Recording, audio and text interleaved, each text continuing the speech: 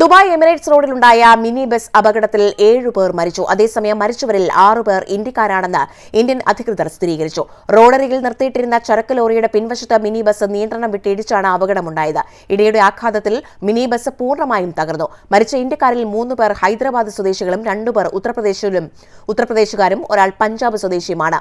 അതേസമയം അപകടത്തിൽ പരിക്കേറ്റ 8 പേർ വിവിധ ആശുപത്രികളിൽ ചികിത്സയിൽ തുടരുകയാണ്. ഇതിൽ 2 പേർ ഇന്ത്യക്കാരാണ്. 5 പേരുടെ നില അതീവ ഗുരുതരമായി തുടരുകയാണെന്ന് ദുബായ് പോലീസ് അറിയിച്ചു.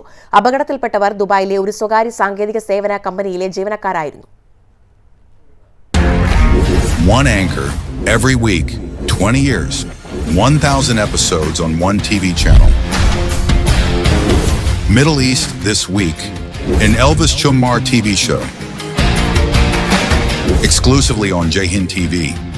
Stay tuned for the 1,000 countdown.